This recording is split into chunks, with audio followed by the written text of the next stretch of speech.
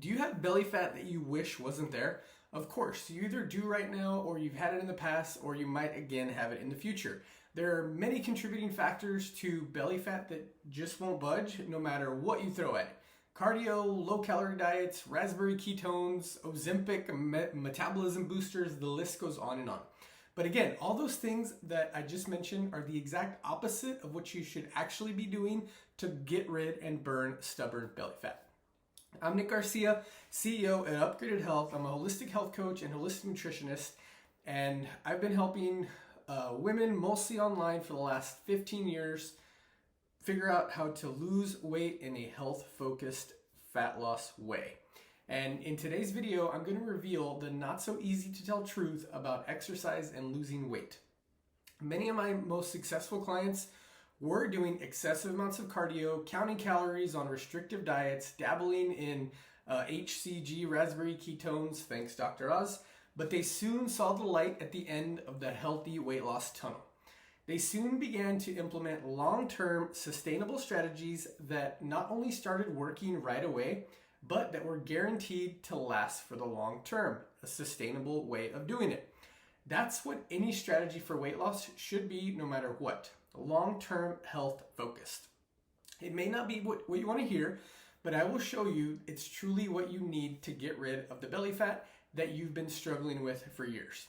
In this video, I'm going to reveal the exact same secrets I've told the clients over the last 15 years, thousands and thousands of people who I first started out as personal training, then went into nutrition coach, then started creating programs online. I've now published about 8 different books. Most of them you can find on my website, link below. Once you start to grasp the things that I'm going to be talking about in today's video, you'll begin your journey to getting rid of even the most stubborn of fat. And you'll do it in an enjoyable, sustainable way. Some or all will challenge your current beliefs or what you read or currently or read in the past or believe in popular magazines. So my wish for you is to become brutally honest with yourself, your results, and your current beliefs. If what you're doing is working and you progress at a rate you're happy with, by all means, ignore this video and keep on doing what you're doing. You're free to ignore it all, or you can read and watch and learn and implement with an open mind and looser clothes. Are you ready? Let's get right into it. Secret number 1, use resistance training to boost metabolism and build lean muscle. Most women will never know the power of resistance training. Now, I'm not talking about super intense bodybuilding that makes you look like a muscular mess. No offense to ladies with muscles bigger than mine. I am more interested in showing you how to lift decently heavy weights to build lean, metabolically active tissue, or what most people like to call muscle, and simultaneously burn fat. Metabolic resistance training has been around for years, but has taken a backseat to traditional cardio, super intense exercise programs like P90X and CrossFit, or nothing, right? It's time for women, you maybe, to start being efficient and effective with your precious time and money and start performing short, intense workouts that burn a good amount of calories during, but more importantly, while you're at rest. Remember, you can't tone what you don't have. So you need to lift weights to build a little muscle to tone it up with fat-burning nutrition and workouts. Bottom line, resistance training is far superior than traditional cardio because of its unique ability to burn calories and build lean muscle, creating the perfect fat-burning metabolic storm. Secret number 2, ditch the abs, train your core, and more.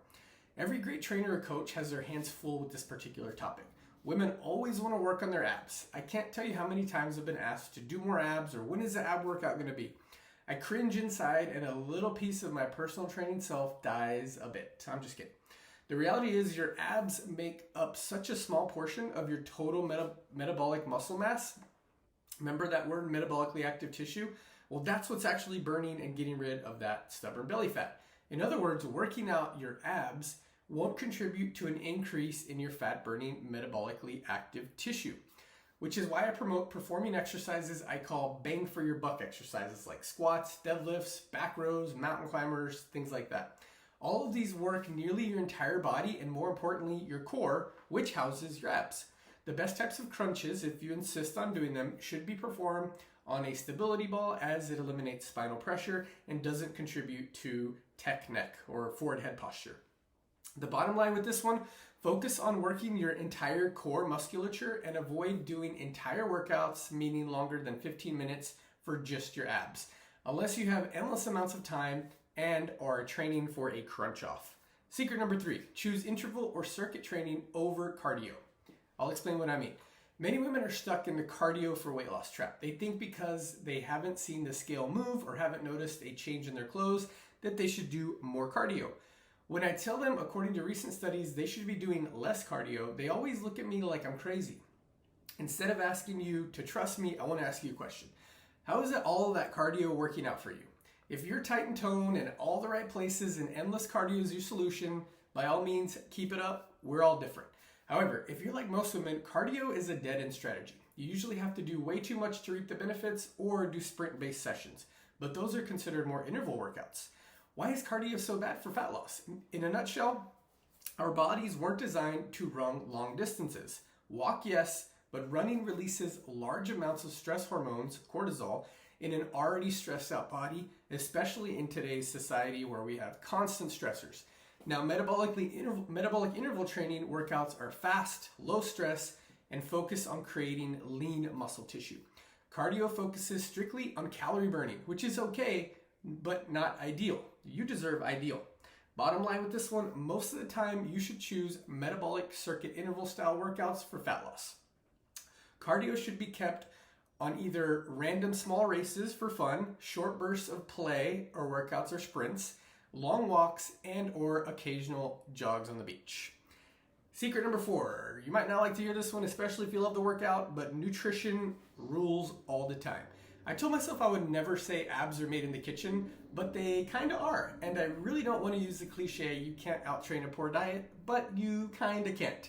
If you have your nutrition dialed in, your workouts not only won't be as effective, but you're climbing an uphill battle. In regards to exercising, the most common issue I see with women is that they don't eat well before their workout and or they aren't increasing their overall quantity to refuel their metabolic needs. The fastest and most effective step towards understanding nutrition's key role in burning stubborn belly fat is to increase your food quality. Start with one food at a time. For example, switch your canola oil to coconut oil, or switch your whole wheat bread to gluten-free bread, or your farm-raised to wild-caught fish. Once you grasp the concept that your food quality is so much more important than food quantity, you've won over half of the fat loss battle. The rest can be fine-tuned and tailored to your lifestyle needs and preferences.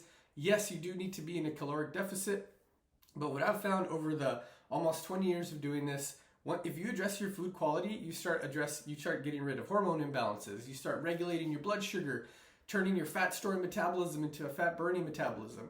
Because your food quantity, you can easily, reduce your portions and all that stuff. But if you focus on that food quality, you're going to be so much further ahead than most people. So the bottom line with this one, relying only on exercise is not a long-term strategy for burning off stubborn fat. In order to get your metabolism where it needs to be, into fat burning mode, focus on your nutrition first while improving your workout performance. And finally, last but not least, secret number 5, exercise for fat loss, not weight loss. I know, I might have to explain myself. I thought those were one and the same. Well, they kind of are, but not really. Fat loss has more to do with 3 things: hormone regulation, blood sugar balance, and metabolic efficiency, which is usually accomplished by the 2 that I just mentioned, hormones and blood sugar. Weight loss can be a result of many factors that might not be healthy or sustainable. For example, you can lose water weight, but not fat. You can lose muscle weight, but not really decrease your body fat percentage. The goal should be fat loss. You will probably lose weight, but it will be in the form of fat instead of muscle. You already lose muscle as you age. Why would you help it going on calorie restrictive diets or cardio intensive programs?